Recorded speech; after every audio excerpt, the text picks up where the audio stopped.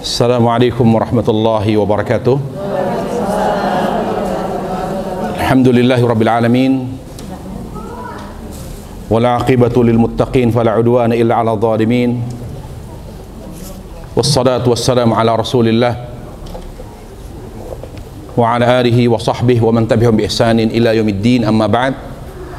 Para jamaah sekalian yang dimuliakan Allah Subhanahu wa taala, alhamdulillah kita bersyukur kepada Allah Azza wa Jal dengan selalu meluruskan niat kita pada setiap amal karena Allah Subhanahu wa taala, dan juga kita harus berusaha memerangi dan memberantas kebodohan kita dari tuntunan Nabi alaihissalam, di mana dengan kita menghilangkan kebodohan kita dengan mengenal petunjuk Nabi alaihissalam sehingga kita bisa mengikutinya. Dengan demikian kita jadi fokus kepada syukur kepada Allah Subhanahu wa taala.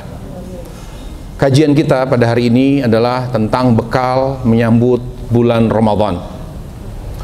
Saya minta semua jamaah untuk fokus mengikuti apa yang saya sampaikan, karena nanti ada pertanyaan dan yang bisa menjawab pertanyaan akan saya beri hadiah. Ya, buku ini panduan salat sunnah dan buku zikir. Yang tebal pertanyaannya susah, yang kecil pertanyaannya agak susah. Jadi tidak ada pertanyaan yang mudah. Kalau tidak ada yang dijawab, berarti hadiah ini saya bawa pulang. Baik ya, tolong konsentrasi.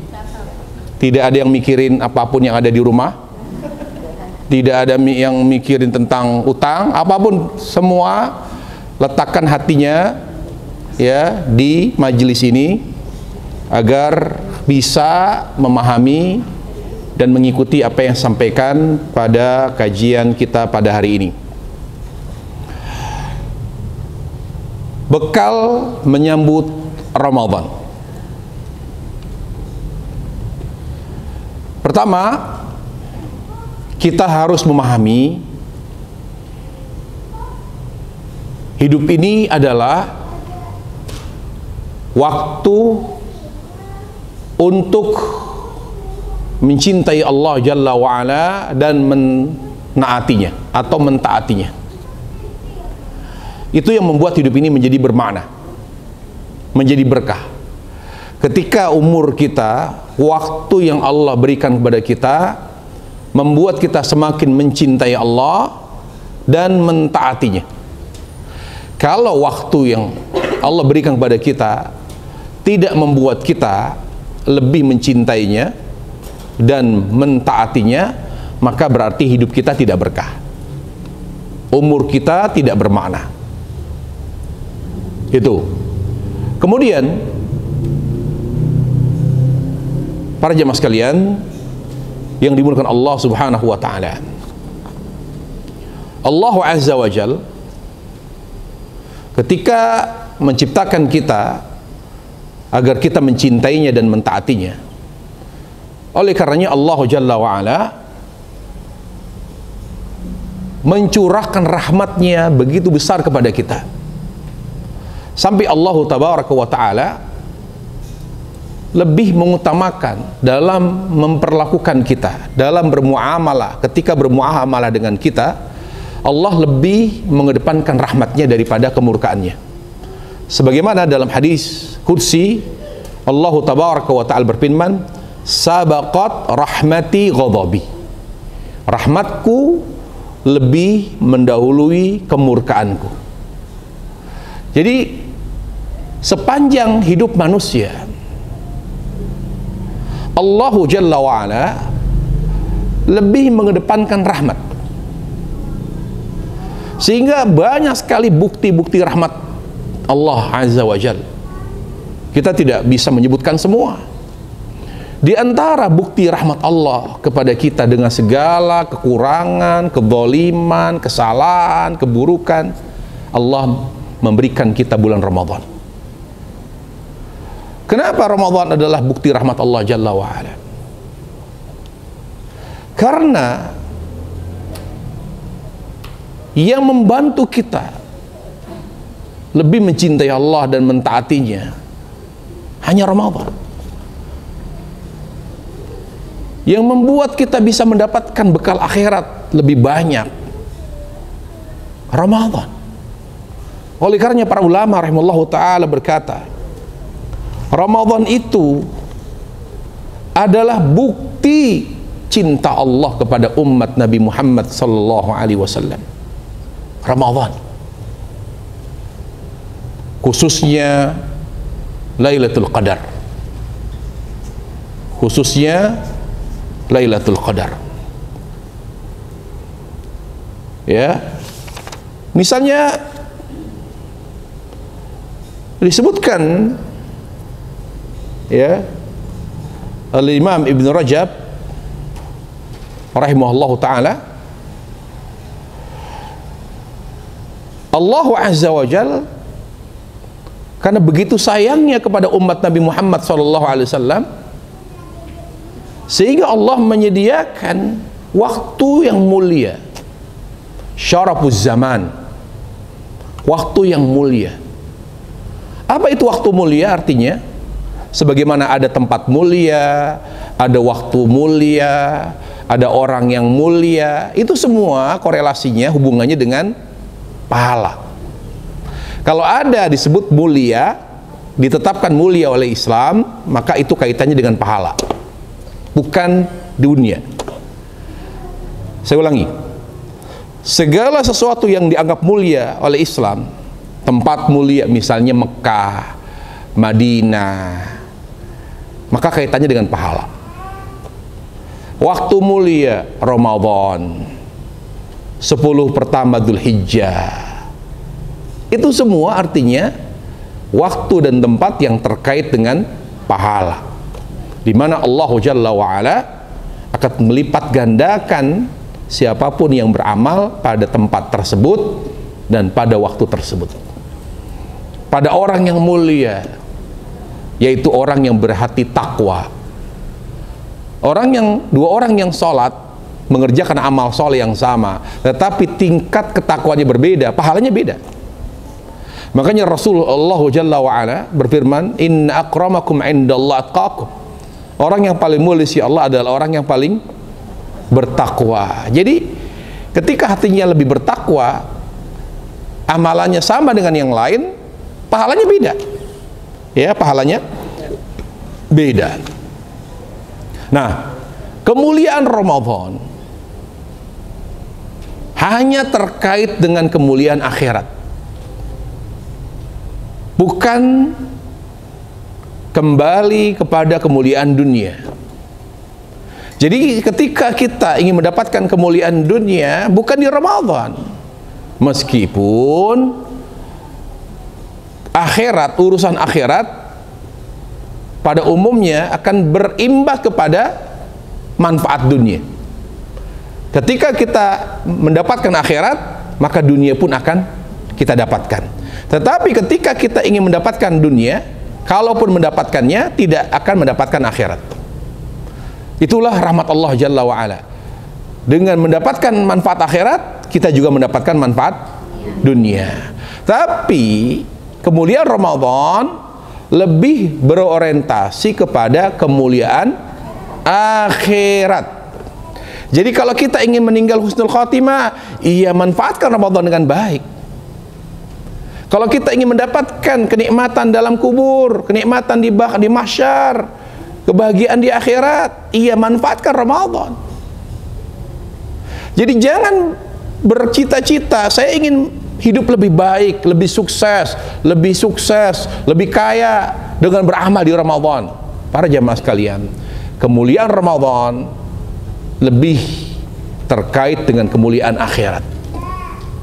Ya, jadi jangan dipaksakan dunia kita, kesuksesan dunia kita dengan Ramadan. Kemudian yang berikutnya, Ramadan Allah hadirkan sebagai bulan sabar. Kita tahu bahagia itu karena bersyukur. Kalau hamba sudah bersyukur kepada Allah Jalla wa'ala, pasti dia bahagia. Karena Allah berfirman, la in syakartum la azidannakum wa la in kafartum inna azabi lasyadid. jika kalian bersyukur maka aku akan tambah nikmatku, namun jika kalian kufur sungguh azabku sangat pedih. Jadi ayat yang mulia ini memberi pelajaran penting kepada kita bahwa kebahagiaan itu tidak pernah terlepas dari syukur. Jadi kalau kita ingin bahagia, jiwa kita, hati kita, maka kita harus bersyukur. Ada ibadah syukur kepada Allah, ada kebahagiaan. Semakin melemah, semakin berkurang rasa syukur kita kepada Allah Jalla wa'ala, semakin kurang kebahagiaan kita. Nah, untuk menuju kebahagiaan dunia akhirat, yaitu syukur, maka kendaraan terbaiknya adalah sabar. Sabar. Selain taubat tentunya. Selain taubat. Tapi kan taubat tidak setiap saat. Karena dua jalan menuju syukur, sabar dan taubat. Dua jalan menuju syukur, yaitu jalan sabar dan jalan taubat. Tetapi seorang tidak selalu taubat. Kalau dia sudah taubat kepada Allah, maka dia ada waktu, ada jeda waktu untuk ke taubat berikutnya. Tapi sabar, setiap detik dari umur kita harus ada sabar, ada unsur sabar. Sabar itu tidak pernah berhenti. Sekarang kita sabar, detik berikutnya sabar, detik berikutnya sabar. Jadi sabar selama kita hidup tidak pernah berhenti. Selalu dituntut oleh Allah untuk sabar. Makanya karena sabar itu adalah jalan menuju syukur yang tidak pernah berhenti, kita tidak pernah istirahat. Selama kita di dunia kita harus terus sabar. Kapan kita berhenti sabar? Ketika roh sudah terpisah dengan jasad. Ketika manusia sudah wafat, baru dia tidak lagi perlu untuk bersabar. Nah itu. Karena sabar ini harus terus jalan. Sementara dia jalan menuju syukur yang harus dilakukan oleh seorang muslim. Makanya Allah hadirkan Ramadan. Jadi Ramadan itu Allah hadirkan khusus untuk menanamkan, mengevaluasi, menguatkan. Jadi Ramadan bulan di mana Allah mengevaluasi sabar kita, kemudian memperbaiki, kemudian menyempurnakan. Makanya ujungnya la'allakum tattaqun. Jadi takwa itu artinya mencakup semua macam sabar. Ketika Allah berfirman, ya ayyuhalladzina amanu kutiba alaikumusyamu kama kutiba alal ladzina min qablikum la'allakum tattaqun. Itu artinya agar kalian menjadi orang yang sabar dengan sempurna. Sabar dengan sempurna. Mencakup 3 macam sabar. Ya. Makanya berjamaah sekalian, yang wajib di Ramadan hanya puasa. Coba. Ibnu Rajab dalam kitab Lataiful Ma'arif beliau mengatakan, karena puasa ada kemiripan dengan sabar. Di mana kemiripannya? Coba. Seluruh amal soleh manusia bisa diketahui berapa pahala yang akan dia peroleh. Dari 10 kali lipat sampai 700 kali lipat. Kecuali puasa. Demikian pula sabar. Contoh puasa, bahwa beliau ingin membuktikan secara ilmiah Ramadan Allah hadirkan untuk membentuk kesabaran. Jadi kalau orang tidak manfaatkan Ramadan dengan baik, dia tidak akan pernah jadi orang yang sabar. Di bulan Syawal, Dzulhijjah, Dzulqa'dah, Dzulhijjah nggak balan sampai ketemu Ramadan lagi. Jadi ini bulan untuk mengevaluasi dan membentuk kesabaran kita yang lebih baik. Kalau mau jadi orang sabar, jadi Ramadan. Makanya itulah kata beliau, hikmah kenapa Allah tabaraka wa ta'ala hanya mewajibkan ibadah puasa. Selama 11 bulan nggak ada puasa wajib. Ada puasa wajib selain Ramadan? Nggak ada. Dari bulan Muharram sampai bulan terakhir selain Ramadan nggak ada yang wajib. Kenapa hanya puasa yang wajib di bulan Ramadan? Karena dia mirip dengan sabar. Apa itu? Kedua-duanya, kata Ibnu Rajab, adalah amal ibadah yang tidak terhitung pahalanya. Puasa, kata Allah, kullu abdi ibni adam lahu illa siyam fa innahu li. Seluruh amalan manusia aku beritahu pahalanya berapa. Dari 10 kali lipat sampai 700 kali lipat. Illa siyam fa innahu li, kecuali puasa aku rahasiakan pahalanya. Apa itu makna aku rahasiakan pahalanya? Yudha'ifullah, kata Ibnu Rajab, yudha'ifullahu adha'afan katsira bighairi hasri adadin. Allah lipat gandakan pahala puasa dengan pahala yang tidak terbatas. Itu puasa. Sabar gimana? Lihat sabar. Lihat surat Az-Zumar ayat 10. Pahala sabar berapa? Apakah 10 kali lipat? 100? 700? Berapa? Tidak. Lebih dari itu. Allah Jalla wa Ala dalam surah Az-Zumar ayat 10 Allah berfirman, innama yuwaffas sabiruna ajrahum bighairi hisab. Allah akan memberi, atau orang-orang sabar akan memperoleh pahala yang tidak terbatas. Berarti sama kan? Sama antara puasa dengan jadi jelas kita tangkap. Oh, berarti Ramadan itu Allah hadirkan untuk membentuk kesabaran selama 11 bulan ke depan. Jadi siapa yang menyanyikan Ramadan dengan ibadah, memperlakukan Ramadan seperti bulan biasa, dia tidak akan menjadi orang yang sabar. Jadi bagaimana kesabaran kita? Mau lihat Ramadan kita.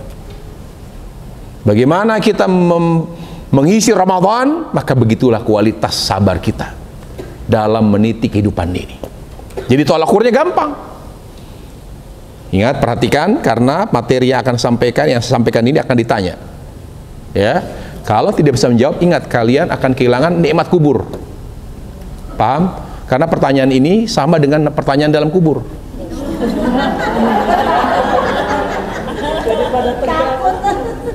Ya, jadi harus bisa jawab. Tolong diingat, dicatat. Ingat jamaah, ingat umur. Jangan mengandalkan daya ingat. Apa yang paham dicatat. Ya, sambil mencatat, tapi pahami juga, karena pada saat saya tanya tidak boleh melihat catatan. Ya, baik.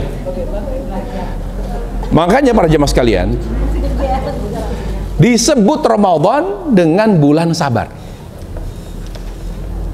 Ya, bulan sabar. Dalam hadis riwayat Abu Daud, walaupun hadis ini diperselisihkan para ulama kesahihannya, tetapi maknanya sahih, bahwa bulan Ramadan disebut bulan sabar. Dalam hadis riwayat Imam Tirmidzi, bahkan Nabi alaihissalam mengatakan, as-saumu nisfus sabr. Puasa itu, ibadah puasa itu separuhnya sabar. Karena sabar bukan hanya dengan puasa. Sekarang puasa apa? Kenapa disebut separuhnya sabar? Kenapa Nabi yang mulia alaihissalam mengatakan puasa itu separuhnya sabar? Tolong disiapkan jawabannya. Atau diingat, saya kasih jawaban, nanti diingat ya. Yang bisa jawab, saya kasih hadiah. Ya, hadiah, kasih hadiah, hanya melihat bukunya aja. Tapi tidak memiliki. Ngelihat buku doang. Baik. Karena sabar itu tidak hanya berupa menjalankan ketaatan. juga bukan hanya meninggalkan maksiat, meninggalkan hal yang diharamkan Allah, tapi juga ada sabar dalam menghadapi musibah. Karena puasa itu mencakup 3 macam sabar, tapi baru muqaddimahnya, bukan hakikatnya. Misalnya ketika orang puasa perih nggak perut, itu kan musibah. Itu ada penderitaan kan, itu musibah. Lapar, yang paling nggak kuat bukan lapar sebetulnya, haus, itu juga kan penderitaan, itu musibah, tapi muqaddimah. Makanya disebut oleh Nabi alaihissalam, puasa itu separuhnya sabar. Jadi latihannya sabar melalui puasa. Karena sabar itu 3 macam. Sabar dalam ketaatan, sabar dari maksiat yang diharamkan Allah, sabar dalam menghadapi penderitaan atau musibah. Ya, demikian. Baik, para jamaah sekalian Allah Subhanahu wa taala, kembali saya ingatkan, Allah Jalla wa ala melipat gandakan pahala oleh karena ada sesuatu yang mulia. Dijadikan Allah sebagai sesuatu yang mulia. Apakah itu waktu? Apakah itu tempat? Atau hati? Jadi yang menentukan pahala besar, tempat yang mulia, waktu yang mulia, dan hati yang mulia. Ya, tempat yang mulia, waktu yang mulia, dan hati yang mulia. Tempat yang mulia seperti Mekah, Madinah, Allah lipat gandakan pahala orang yang sholat di sana. Bahkan Mekah, sebagian ulama mengatakan tidak hanya Masjidil Haram, seluruh wilayah Mekah, ketika ada orang sholat fardu di sana, Allah lipat gandakan pahalanya. Jadi pahala, pelipat gandakan pahala atau dilipat gandakannya pahala 100.000 tidak hanya berlaku di Masjidil Haram. Jadi siapa yang sholat di hotel atau di masjid sekitar tempat tinggalnya yang jauh dari Masjidil Haram, sehingga dia tidak perlu memaksakan ke Masjidil Haram, kalau memang karena mungkin telat, kalau dia paksa ke Masjidil Haram telat sholatnya, dia sholat di masjid dekat hotel dia yang agak jauh dari Masjidil Haram, maka tetap mendapatkan 100.000. Kenapa? Karena dia tempat yang mulia. Ada waktu yang mulia, itu waktu di mana Allah lipat gandakan. Lipat gandakan, subhanallah. Allah jadikan Ramadan bulan mulia. Ya, bulan mulia, bulan Allah lipat gandakan pahala. Allah juga menjadikan Ramadan sebagai bulan sabar. Kalau seorang tidak sabar di Ramadan, dia tidak akan pernah mampu menjadi orang yang sabar di bulan berikutnya. Jadi tolak ukur sabar yaitu kesabaran kita di Ramadan. Bagaimana kesabaran kita di Ramadan? Begitulah kesabaran kita selama setahun ke depan. Ya, oleh karenanya, ketika kita memahami bahwa Ramadan itu bulan sabar, untuk apa? Menjalankan ketaatan, sabar untuk meninggalkan yang diharamkan Allah, sabar untuk menghadapi musibah, penderitaan, karena sebulan loh kita mungkin lapar, haus, suruh menahan emosi, menahan syahwat, menahan banyak hal yang tidak kita lakukan di bulan lain. Sabar untuk tidak mengeluh dengan rasa lapar, dengan rasa haus, semuanya dijalankan karena Allah Subhanahu wa taala. Sehingga perlu bekal. Apa saja bekal? Pertama, ibadah kepada Allah, landasannya itu hati. Allah Jalla wa'ala tidak pernah menginginkan kita beribadah tanpa hati. Allah berfirman, la yanallahu luhumuha wala dima'uha walakin yanalu taqwa minkum. Tidak penting bagi Allah kurban yang kita sembelih sekian ekor, bagi Allah tidak penting. Berapapun jumlah hewan kurban yang kita sembelih, bagi Allah itu tidak penting. Yang penting adalah ikhlasnya. Walaupun 1 ekor dan mampunya segitu, kita niat ikhlas, itu lebih penting daripada kita berkurban 100 ekor sapi tapi hatinya tidak lurus, tetapi bukan karena Allah Subhanahu wa taala. Kemudian juga misalnya Allah berfirman, qad aflahal mu'minun alladzina fi salatihim khashi'un. Beruntung orang-orang yang beriman, yaitu yang salat dengan hatinya. Bagaimana Nabi alaihissalam bersabda ketika ditanya, ya Rasulullah, ayu sa'imina a'dhama ajra, siapakah orang yang puasa yang lebih besar pahalanya? Kata Nabi alaihissalam, yang puasa dengan hatinya. Ya Rasulullah, siapakah di antara orang-orang yang sholat yang paling besar pahalanya? Yang sholat dengan hatinya. Ya Rasulullah, siapakah orang yang berinfak yang paling besar pahalanya? Yang berinfak dengan hatinya. Jadi kita harus siapkan hati sebelum menyiapkan fisik. Bagaimana hati yang siap menghadapi Ramadan? Hati yang bersih. Karena tidak mungkin ada amal soleh tanpa hati yang bersih. Itulah sebabnya mengapa Nabi alaihissalam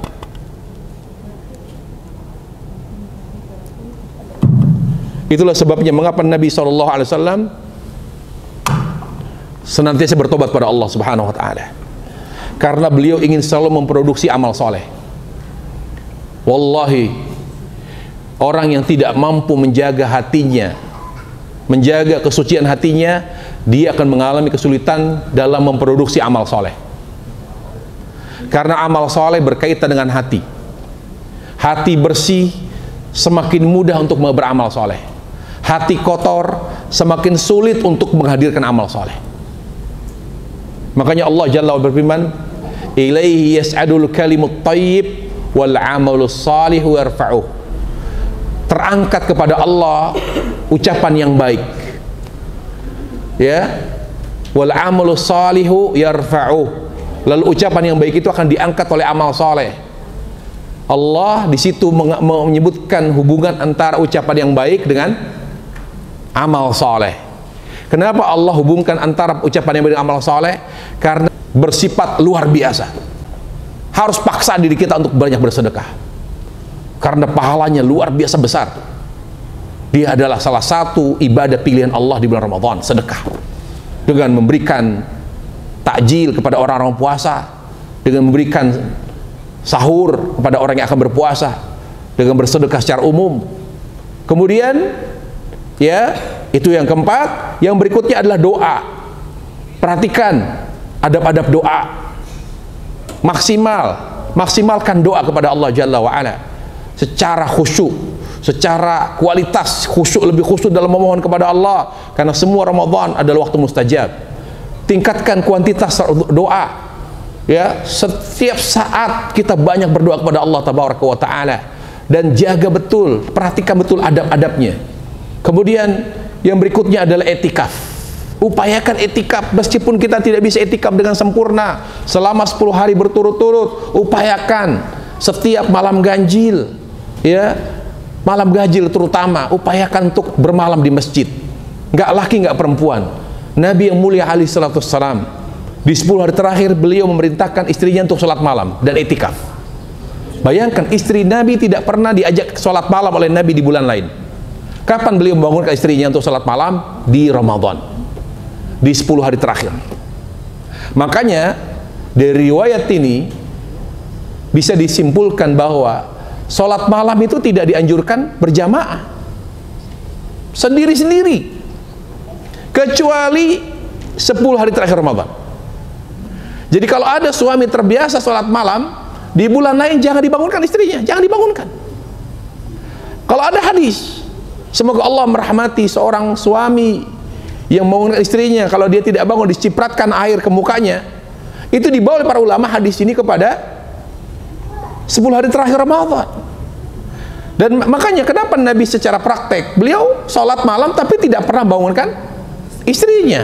Kapan beliau bangunkan? Ketika akan melakukan sholat witir, baru dibangunkan. Jadi beliau alaihissalam mengajak istrinya etikaf sholat malam di kapan?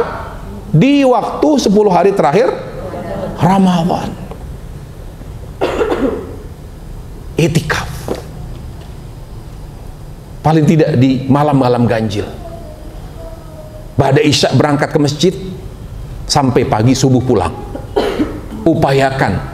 Itulah 6 amalan utama selain umroh, karena tidak semua orang bisa umroh. Kalau bisa umroh, alhamdulillah, berarti 7. Ya, berarti 7.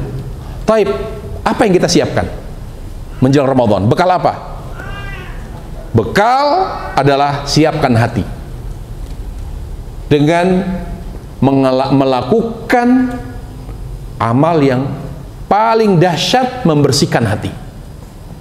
Karena Ramadan bulan amal soleh, tidak mungkin ada amal soleh tanpa hati yang bersih. Maka sebelum masuk ke Ramadan, lakukan amal yang sangat mampu dan sangat dahsyat membersihkan hati kita. Apa itu? Taubat kepada Allah. Taubat kepada Allah Jalla wa'ala. Siapa yang merasa masih punya dosa besar, masih punya sangkutan masalah dengan orang, wallahi kalau kita punya masalah dengan orang dan kita zalim dan kita tidak minta maaf, jangan berharap Ramadan kita berkah. Karena dosa yang tidak Allah hapus, dosa yang tidak Allah ampuni adalah dosa terkait dengan hak manusia.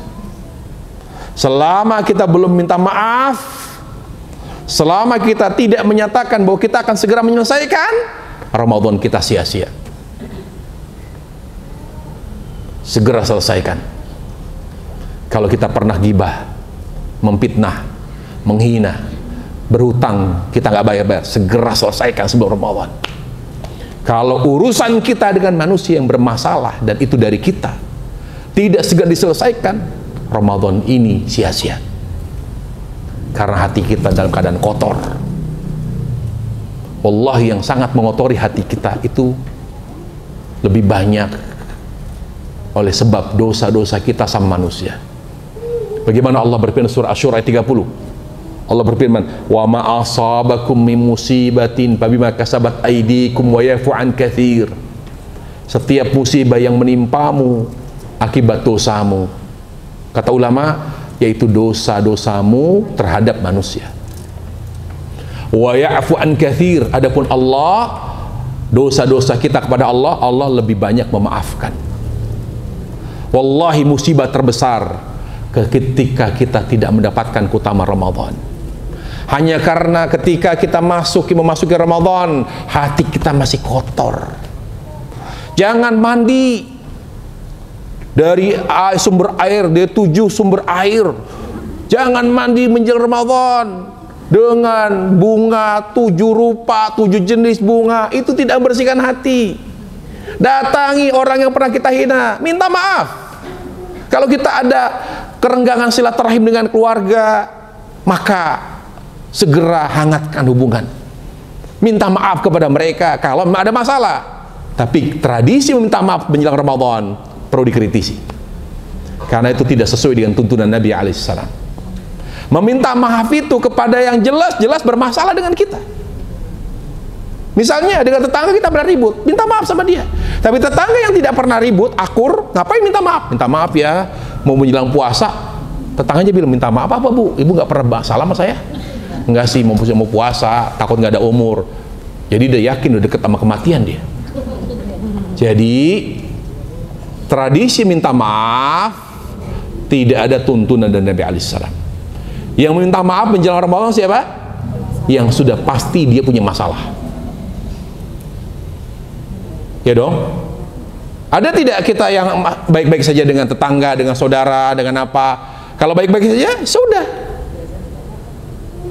Yang kita lakukan apa? Istighfar kepada Allah. Bagi yang tidak punya masalah, dengan masalah yang jelas, tertentu dengan manusia, kita coba dicek. Saya pernah punya masalah apa dengan orang? Ya. Ingat, masalah apapun, hutang piutang, menghina, merendahkan, ghibah, fitnah, coba diingat. Karena kalau sampai masuk Ramadan kita belum selesaikan, kotor hati kita. Akan mengalami kesulitan memproduksi amal soleh. Bermasalah puasa kita, bermasalah tarawih kita dan lain sebagainya. Tapi bagi yang tidak punya masalah, baik-baik saja. Tapi selalu diingat-ingat ya, kadang-kadang lupa yang mana ya, saya nggak pernah bermasalah sih, orang baik-baik, yang menilai kita baik itu orang lain bukan kita. Diingat, coba ditanya anak, ditanya suami, ditanya, saya punya bermasalah nggak, atau teman-teman dekat punya masalah nggak saya?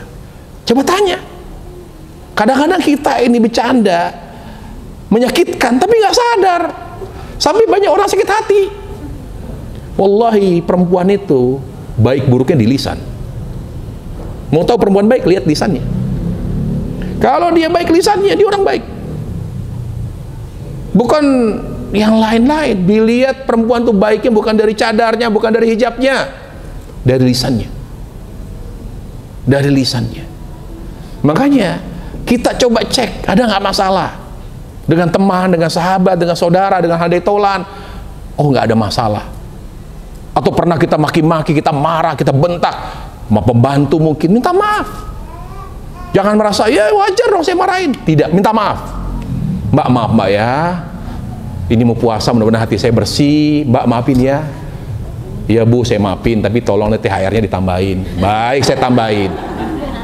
Gak ada masalah, saya tambahin ya. Mungkin penebus dosa saya. Minta maaf, tolong segera minta maaf. Bagi yang tidak punya masalah, cukup istighfar. Astagfirullah, perbanyak istighfar menjelang Ramadan ini, supaya membersihkan dari kotoran-kotoran kecil, hati, dosa-dosa kecil, kotoran-kotoran dosa kecil, istighfar. Terus tingkatkan amal soleh. Tingkatkan amal soleh, apapun amal soleh menjelang Ramadan ini, karena dia melebur dosa, menghapus dosa. Ya, itu secara hati. Secara fisik. Karena Ramadan bulan amal. Apa itu? Puasa. Fisik. Karena orang sakit nggak bisa puasa. Apa kata Allah? "Faman kana minkum maridan aw ala safar." Barang siapa yang sakit atau safar, fa iddatu min ayyamin ukhra, silakan berbuka. Silakan tidak puasa, tapi diganti di waktu yang lain. Jadi yang pertama yang harus kita siapkan fisik. Jangan lalai menjelang puasa makan sembarangan. Tingkatkan olahraga. Ya. Olahraga supaya kita masuk Ramadan sehat walafiat. Ya, makanannya, pola hidupnya, pola makannya, supaya betul-betul sehat. Mungkin kita bisa berbekam menjelang Ramadan. Karena para ulama khilaf apakah bekam di Ramadan atau di saat puasa membatalkan atau tidak. Membatalkan, menghindari khilaf para ulama, maka kita berbekam sebelum Ramadan. Karena dia mengeluarkan darah-darah kotor. Ya, itu sunnah. Salah satu pengobatan terbaik metode Nabi alaihissalam adalah berbekam supaya sehat nanti. Masuk ke Ramadan kita sehat walafiat. Makanya nanti kalau kita ketemu nanti di Ramadan, saya lihat ada nggak bekas-bekas bekam. Kalau tidak ada tanda-tanda bekam, berarti materi sekarang ini tidak dijalankan. Saya akan cek satu-satu. Harus berbekam.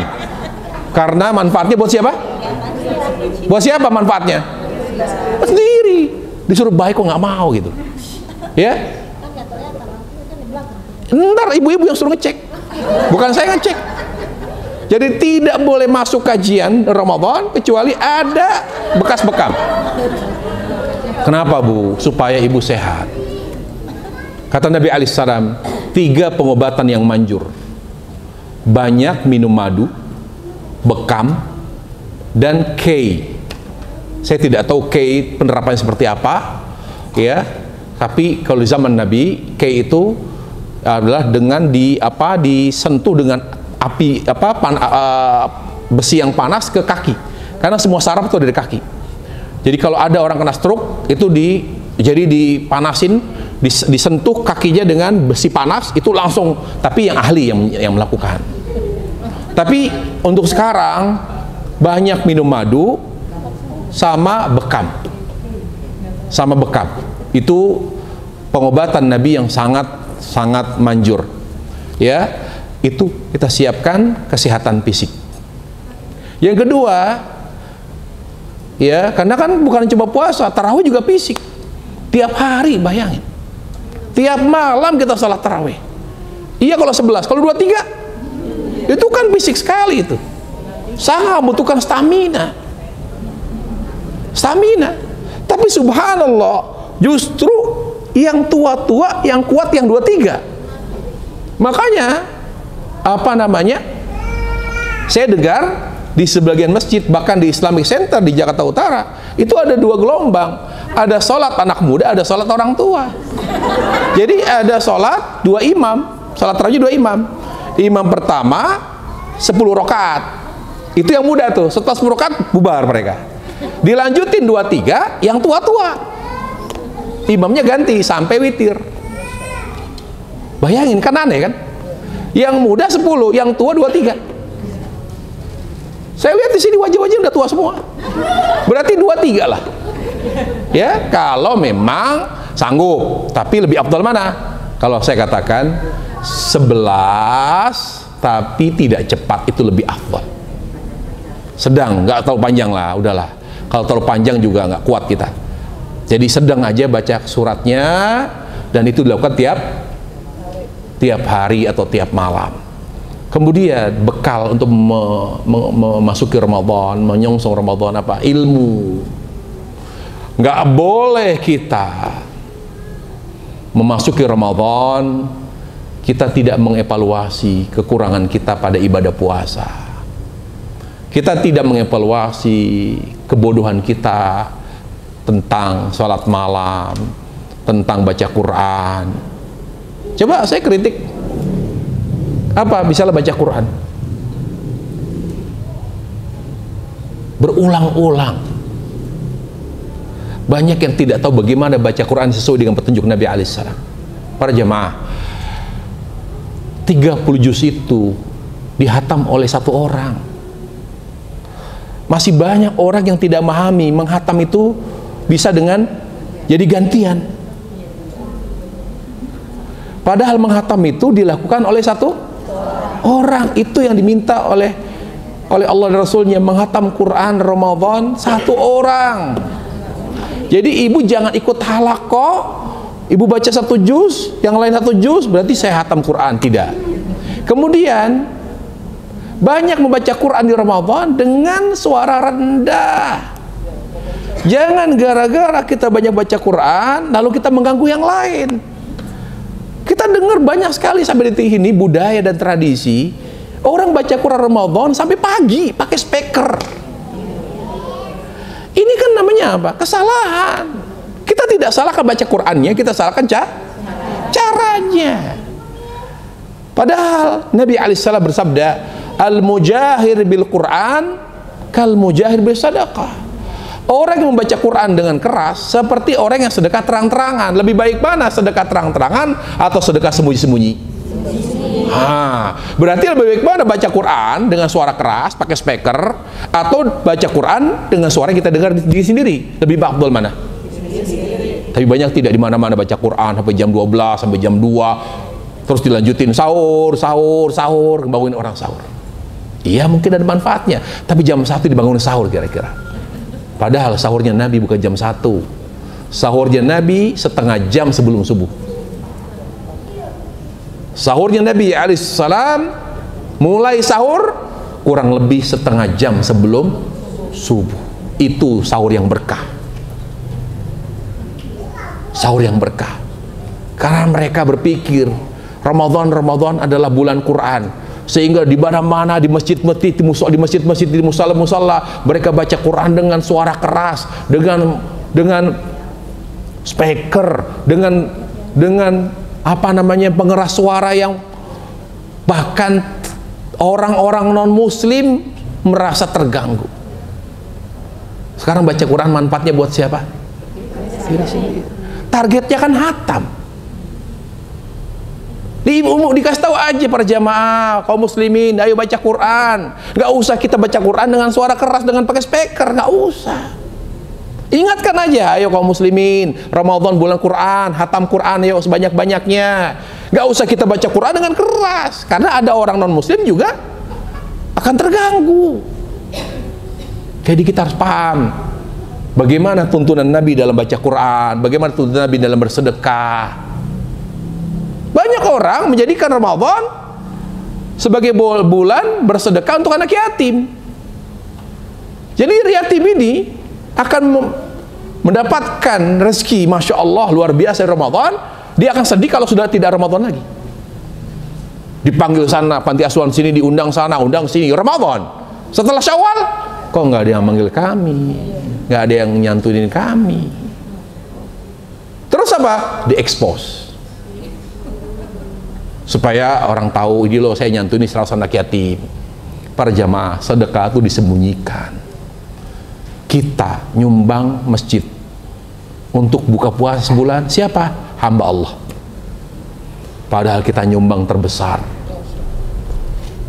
Sumbang, berapa butuhnya? Buat takjil 50 juta, 100, sudah saya tutup semua. Namanya siapa, Bu? Hamba Allah.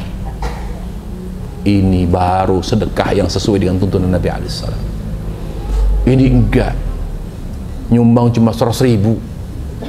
Sebut namanya, Halimah binti Fulan bin Fulan bin Fulan. Banyak amat, Bu, panjang amat, supaya orang tahu saya nyumbang. La haula wala quwata illa billah. Gak boleh ada yang tahu, rahasiakan. Rahasiakan para jamaah, apapun bentuk sumbangan kita. Begitulah fikih sedekah, fikih sedekah. Jadi persiapkan ilmu kita terkait dengan puasa. Bagaimana puasa yang benar? Bagaimana tarawih yang sahih? Sampai detik ini banyak nggak tahu kok. Bagaimana sholat tarawihnya Nabi alaihissalam? Banyak yang 10 rakaat atau 8 rakaat imam udah pulang. Padahal kata Nabi alaihissalam, man qama mal imam hatta yang sarif kutiba lahu qiyamu laila. Siapa yang sholat bersama imam, sholat tarawih bersama imam sampai selesai. Jadi jangan pernah berpisah dengan imam, keluar dari jamaah kalau imam belum selesai sholat tarawih. Kalau kita dapatnya 11 rakaat di sholat itu, ya ikuti sampai 11. Kalau dia ternyata 23, ya sampai 23. Karena dengan kita mengikuti berjamaah dengan imam sampai selesai, kita akan dicatat oleh Allah mendapatkan pahala sepanjang malam. Masih ada yang apa namanya milih-milih. Kalau tahu dekat rumah kita 23, ya jangan sholat di situ. Oh enggak, saya sholat di situ, nanti 8 atau 10 saya pisah pulang ke rumah. Tidak begitu sholat tarawih Nabi alaihissalam. Tolong dibekali diri kita dengan ilmu. Pengen tarawih selama sebulan, ada aja masalah, minta kepada Allah, ya Allah mudahkan aku untuk beribadah di bulan Ramadan. Minta taufik kepada Allah.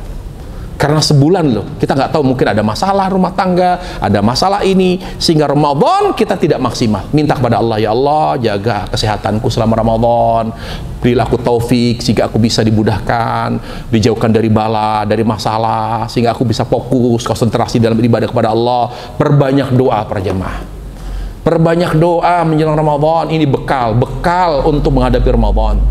Karena wallahi tidak ada seorang pun bisa beramal kebaikan kecuali berkat taufik dari Allah tabaraka wa taala. Tidak ada seorang pun bisa berbuat baik kecuali berkat taufik dan rahmat Allah subhanahu wa taala. Sehingga menjelang Ramadan, ketika kita akan masuki bulan ibadah, bulan amal, bulan sabar, bulan pahala, maka kita harus apa? Banyak berdoa kepada Allah, minta ampun, minta rahmat, minta taufik. Ya muqallibal qulub tsabbit qalbi ala dinik. Doa kepada Allah subhanahu wa ta'ala yang banyak. Dan terakhir, perhatikan para jamaah sekalian Allah subhanahu wa ta'ala, beberapa hadis yang tersebar di tengah umat Islam, tetapi hadis itu adalah hadis yang lemah, yang tidak sahih dari Nabi sallallahu alaihi wasallam, yang harus kita ketahui. Apa saja hadis-hadis yang lemah? Kalau ada yang menyampaikan Ramadan itu terbagi menjadi 3 fase. Fase pertama, fase rahmat. Fase kedua, ampunan. Ketiga, pembebasan dari api neraka. Itu hadis lemah. Itu tidak benar.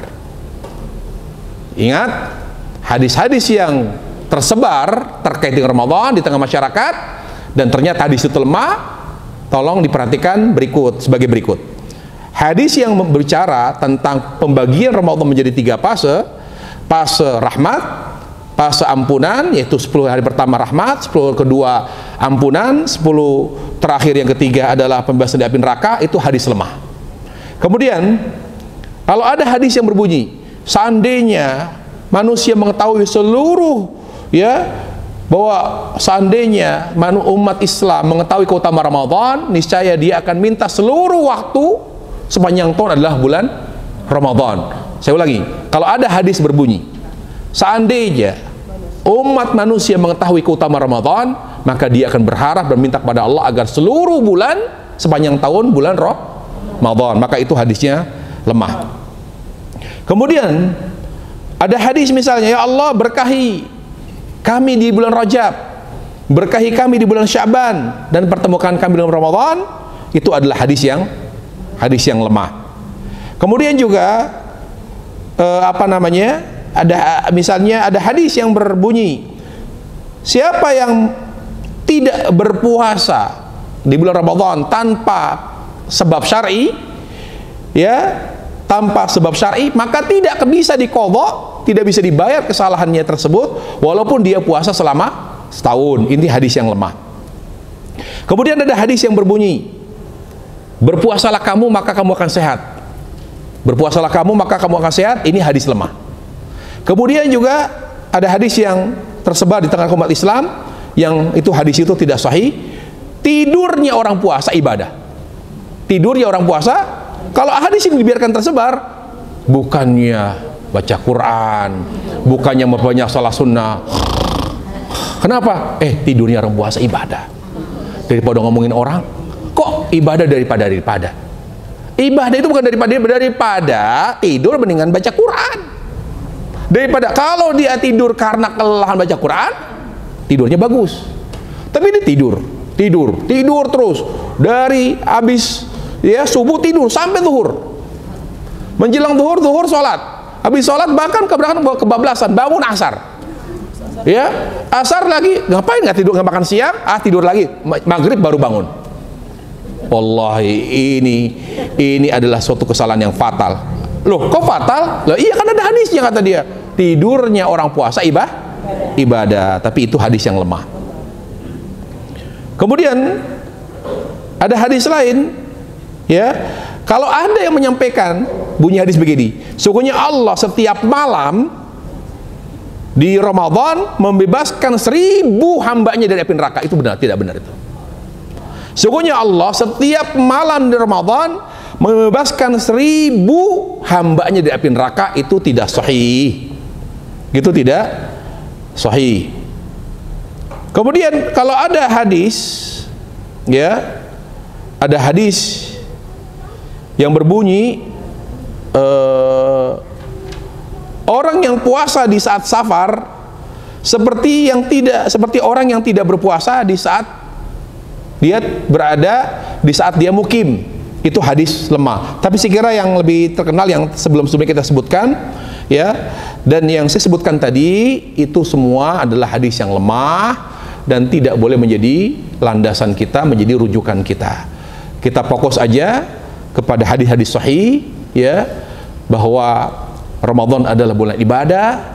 Bulan ibadah tidak boleh ada lagi, misalnya kalau ada pembagian 3 fase tadi, kan kita selama puasa, misalnya puasa, taraweh, baca Quran, kalau dikatakan 10 hari pertama rahmat, yang kita minta apa? Ya Allah beri aku rahmat. Nanti fase kedua, bagian yang kedua misalnya ampunan. Jadi nanti yang 10 hari kedua kita minta apa? Ampunan. Pembagian dari mana pembagian ini? Tidak ada dasar dalilnya, tidak ada hadis sahih yang mengatakan itu. Semua Ramadan rahmat, ampunan, pembebasan dari api neraka, tidak ada itu.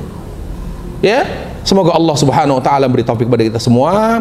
Semoga Allah Jalla wa ala menghapus dosa-dosa kita sehingga kita dipertemukan Ramadan dalam keadaan membawa hati yang bersih, sehingga kita dimudahkan untuk bisa beramal saleh, bisa puasa dengan baik, kemudian juga bisa menjalankan tarawih dengan mudah dan sehat walafiat, kemudian kita bisa menghatam Quran dan kita bisa mengisi Ramadan dengan ibadah-ibadah, dan pada akhirnya kita minta kepada Allah agar Ramadan ini menjadi momen terbaik untuk menjadikan diri kita menjadi orang yang sabar, karena ketika kita sudah sabar maka kita akan menjadi hamba yang bersyukur kepada Allah Subhanahu wa taala. Wallahu taala alam, wa sallallahu wasallam wa barak ala Muhammad wa ala alihi wa sahbihi wasallam, walhamdulillahirabbil alamin.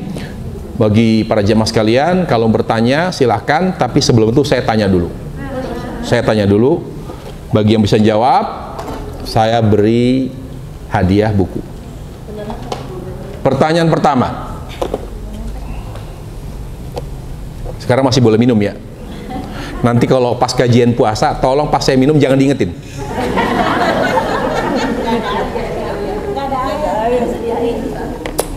Saya berharap panitianya lupa nyiapin air. Pertanyaan pertama. Tradisi saling meminta maaf menjelang Ramadan, apakah itu benar? Yang ngacung, yang ngomong. Apakah benar secara mutlak atau salah secara mutlak atau dirinci?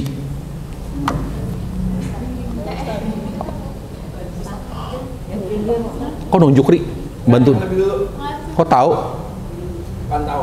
Oh, pantau. Ya, yang mana? Ya, silakan. Jawabannya apa, Bu? Kalau untuk bermaaf-maafan sebelum Ramadan, Itu ada nggak tuntunan dari Rasulullah SAW? Nggak ada.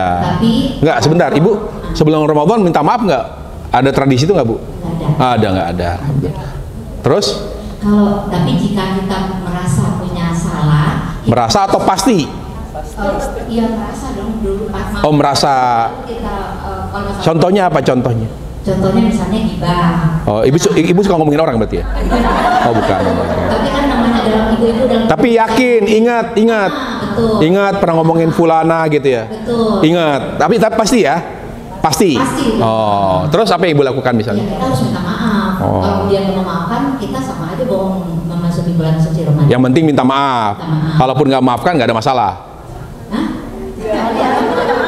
Yang penting kan minta maaf. Tapi kalau dia tidak maafkan, Hanya dia. urusan dia. Yang penting kita minta maaf. Yang bersalah, begitu. Iya. Terus kalau misalnya ibu punya utang, Harus bayar. kalau bisa harus kita lunasi. Kalau nggak punya duit, Seenggaknya kita saya kejar rebu sampai asar, kejar terus. Kalau nggak punya duit, gimana caranya? memang merasa belum mampu, kita tetap datangin. Datengin. Minta tolong, minta keringanan lagi. Keringanan. Kalau dia nggak ngasih, Ya nggak apa-apa. Ya memang dia belum punya bagaimana. Yang penting dia udah. yang penting kita udah ngomong, ada etikat baik. Betul. Ya, misalnya saya ini ada duit segini, tapi paling nggak datang bawa duit lah. Masa cuma minta keringanan doang? Itu lebih baik. Ya, kok lebih baik? Ya, wajib lah bayar dulu berapa seadanya gitu loh. Jadi gitu ya. Iya. Jadi kalau kesalahannya pasti, baru kita itu yang kita minta maaf. Tapi kalau hanya asumsi, kayaknya seingat nggak ada atau kayaknya perlu kita maaf. Kalau cuma kayaknya, nggak perlu. Berarti cuma ngapain? Istighfar. Istighfar. Berarti ngikutin ini. Silakan, Bu. Baik. Pertanyaan berikutnya.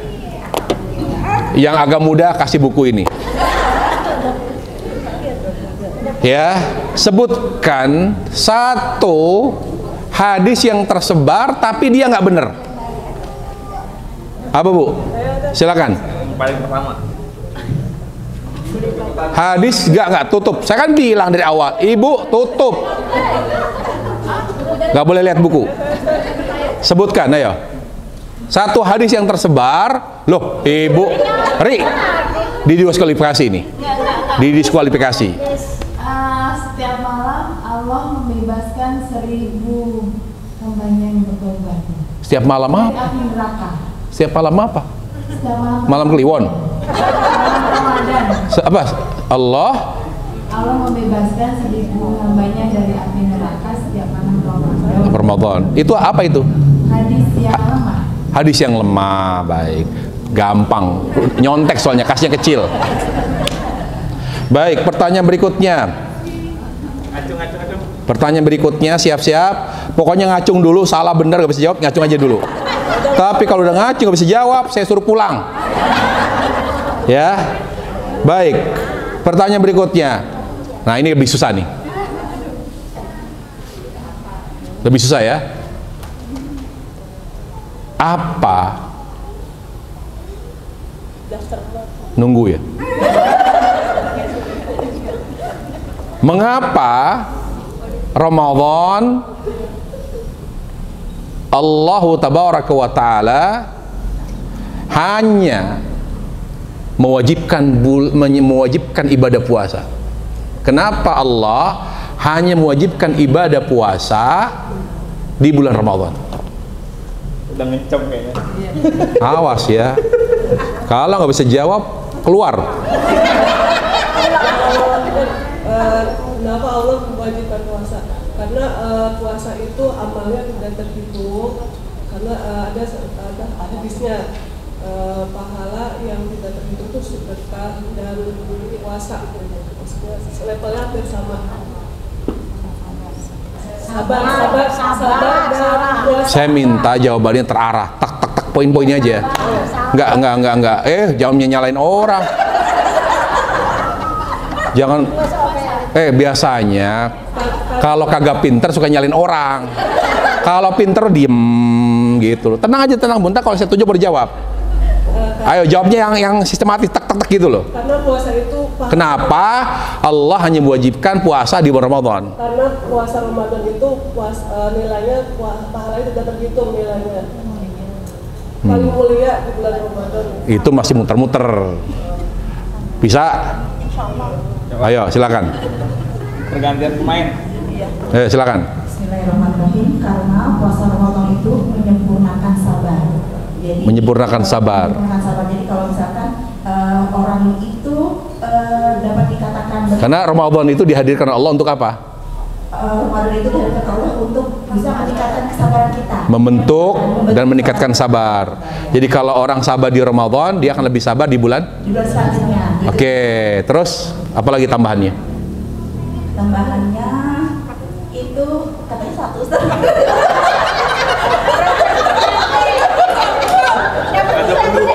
Di belakangnya ada pendukungnya. Karena ada kesamaan.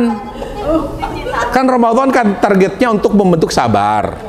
Menjadikan pribadi. Makanya Ramadan jadi bulan puasa. Yang satu-satunya ibadah yang wajib. Puasa tadi, yang lain nggak wajib. Karena dari awal antara puasa dengan ada apa? Ada apa puasa dengan sabar ini? Ada korelasinya. Korelasi, hubungan. Apa tuh korelasinya? Diem. Tadi ngaco. Apa itu korelasinya? Korelasinya itu mendapatkan pahala. Oh, jadi sedekah nggak dapat pahala? Muliakan apa? Lebih mulia ya, Lebih mulia. Bener ngaco ngejawabnya. Apa korelasi antara puasa dengan sabar? Apa korelasinya?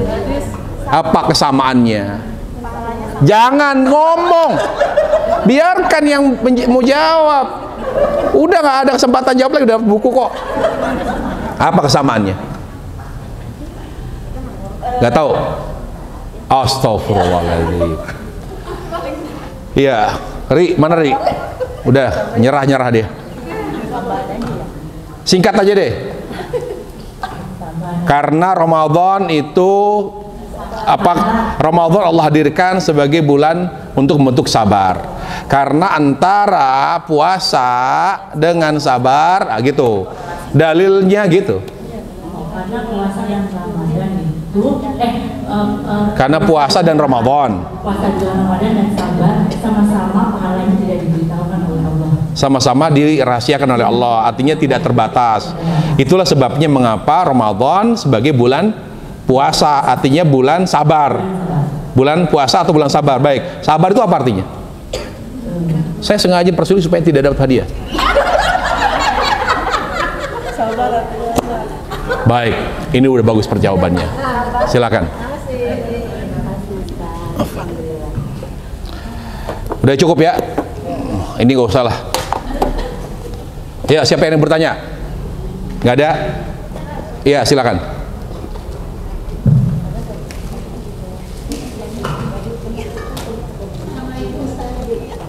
Bu, saya kasih deh Bu, udah separuh jalan, kasihan. Segini loh, gini loh, saya khawatir sampai rumah nangis. Ntar suaminya nanya, kenapa? Tega udah separuh jalan gak dikasih hadiah tuh. Ntar Ustadz yang disalahin, bahaya, repot saya. Hah? Kasih nggak, Ri? Beliau yang tuan rumahnya nggak ada nih. Salam.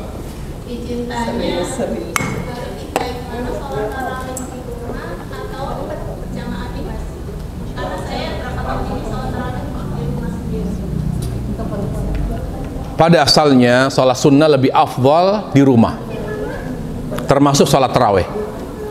Tapi karena Nabi alaihissalam mengkhususkan sholat taraweh dilaksanakan di masjid demi mengangkat syiar, maka bisa kita katakan lebih afdal sholat taraweh di masjid.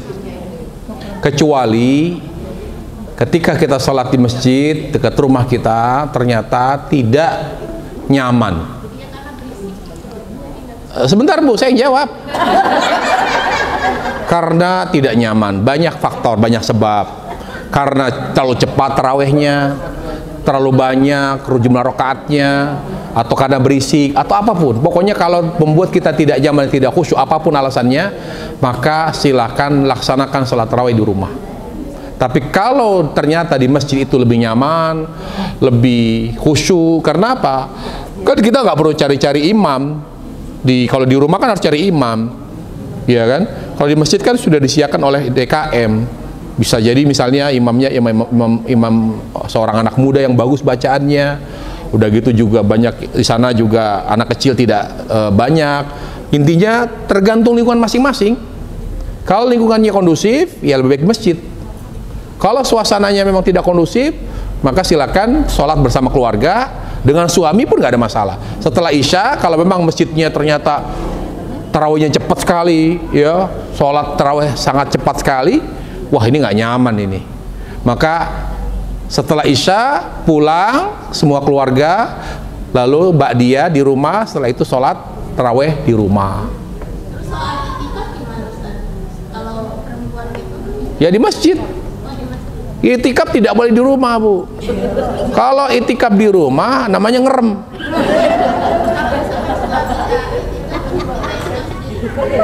Kenapa?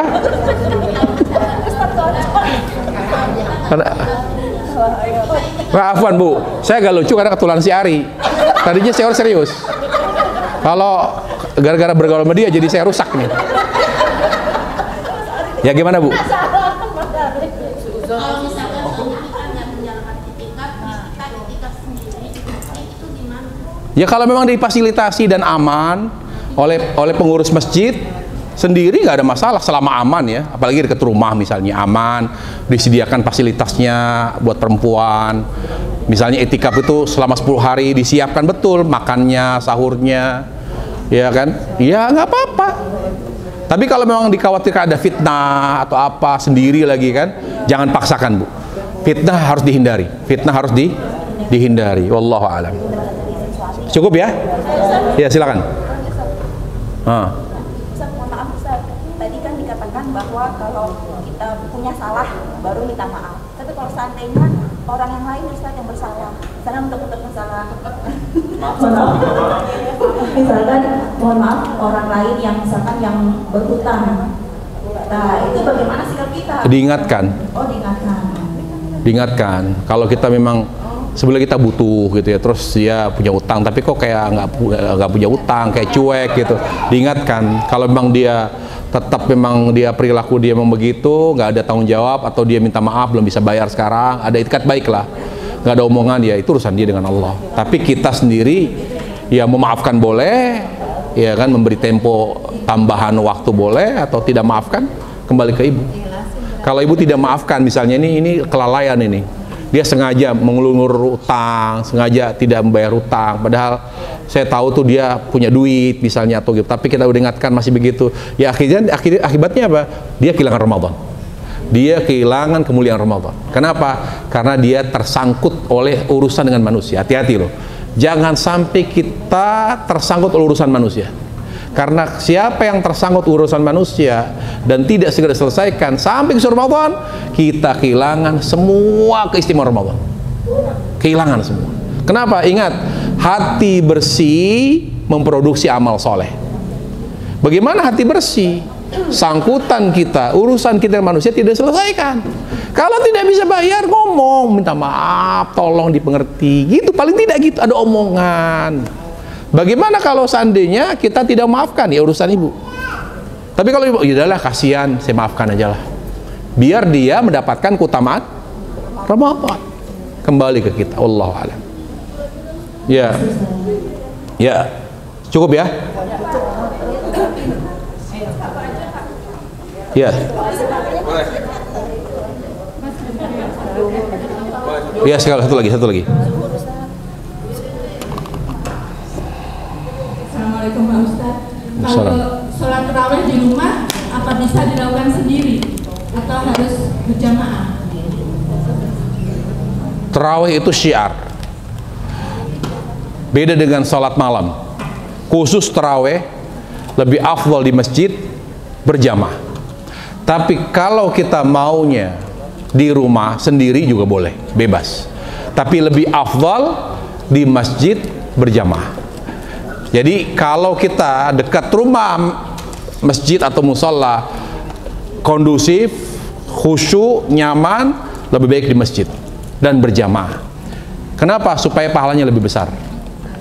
Karena kalau sendiri, saya khawatir loh. Kalau ibu-ibu dibiarkan sendiri, pahala pikirnya kemana-mana. So, bener.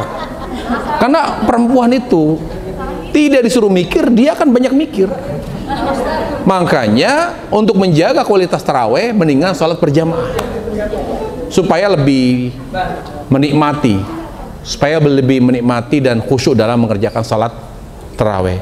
Subhanakallah bihamdik, asyhadu an la ilaha illa anta, astaghfiruka wa atubu ilaik. Assalamualaikum warahmatullahi wabarakatuh.